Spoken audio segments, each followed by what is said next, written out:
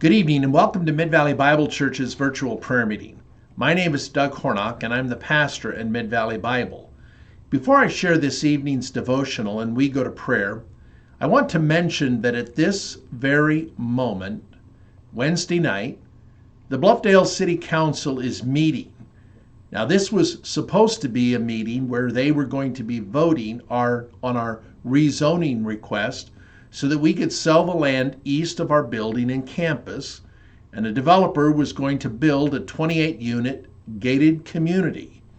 Well, unfortunately, the City Council made the decision a few days ago, because tonight's meeting was virtual, that they were going to postpone that vote till next month, so that people can meet there in person. Now, to say that this is disappointing would be an understatement.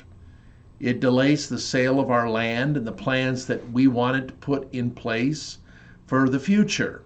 But it also gives us a chance to make sure that we can marshal the needed resources and people who will support this development so that 3 of the 5 council members who have to vote favorably for this to go through will indeed be voting that way.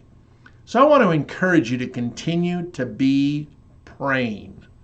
It's critically important that they approve this rezoning. Also, I want to mention that this weekend, if you've not done so already, you need to sign up to record your video Christmas card greeting.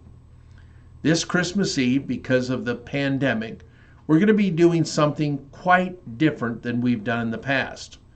We're going to have a virtual Mid-Valley Bible Church Christmas card where we're asking each family or individual to record a greeting here at the church this Saturday or Sunday, or to send us a video that you've put together, and we're going to take all of that and put it together with music and a devotional for our viewing enjoyment on Christmas Eve. And so I want to encourage you to really make a priority of participating in that.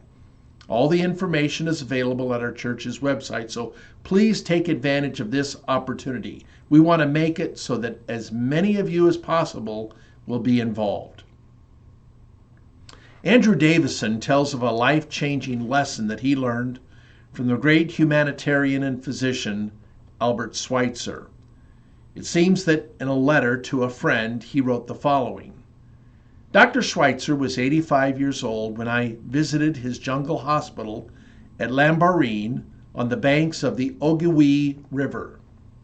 One morning, the equatorial sun was beating down mercilessly, and we were walking up a hill with Dr. Schweitzer. Suddenly, he left us and strode across the slope of the hill to an African woman who was struggling upward with a huge armload of wood for the cook fire. I watched with both admiration and concern as the 85-year-old man took the entire load of wood and carried it up the hill for the relieved woman. When we all reached the top of the hill, one of the members of our group asked Dr. Schweitzer why he did things like that, implying that in that heat and at his age, he should not. Albert Schweitzer, looking right at all of us and pointing to the woman, said simply, "No one should ever have to carry a burden like that alone." I think all of us would agree that throughout our lives we have burdens that we have to bear.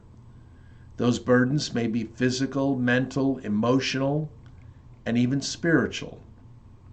And the one thing that is common about all of them is that they should not be borne alone.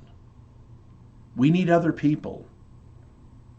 Paul, in writing to Christians in a region called Galatia in the first century, toward the end of his 6-chapter book, says this: "Bear one another's burdens, and so fulfill the law of Christ." Now, that's not a suggestion or an idea. It's a command. And so I want to suggest some practical ways that you and I can bear one another's burdens. Number one, we need to anticipate those times in people's lives when they might need help. And then, without having to be asked, take the initiative to help. Don't wait till people are so overwhelmed with life and pleading for relief that we are unable to help. Try and stay up to date on what is happening in the lives of people and in your family, in your neighborhood, and even here at church, and anticipate how you can help. Second, because burden bearing often requires a commitment of time, carve out some time in your schedule to help other people and to serve. It may be an evening, a morning, it may be an entire day, but set aside a time to help. Don't get so busy, don't allow your schedule to get so crowded that you don't have the time to encourage and bear other people's burdens. Third, when necessary, be willing to perform menial physical tasks. Don't ever think that this job or that chore that needs to be done is beneath you. I'm always reminded how Jesus was willing the night before his death to wash the feet of the disciples. He took the role of a servant, and there was nothing more lowly, more humbling than to stoop down and wash feet. Finally, facilitate a group effort to help if needed. It may involve calling a friend, others at church, a relative, but some burden bearing demands a group effort. So take the initiative to gather that group together to help. And here's the application. As we come to this Christmas season, the best gift that we can give someone is helping them bear life's loads. And one of the clear ways we do that is through the ministry of prayer. And so with that before us, let's now go to prayer.